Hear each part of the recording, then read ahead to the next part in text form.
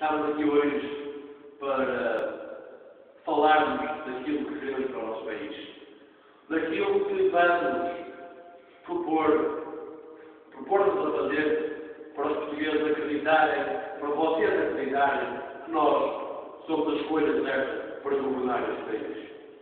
Não tem sido muito fácil ver estas conclusões. As dificuldades pelas que temos passado.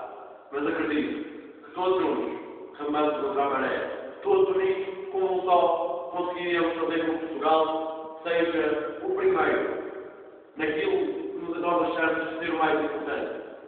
Queremos ser um único país, um país unido para lutar pelos seus objetivos. Obrigado, portugueses. Votem PS. Alguém tem uma pergunta a fazer? Não faças isso. Ei, eu acho que é todo.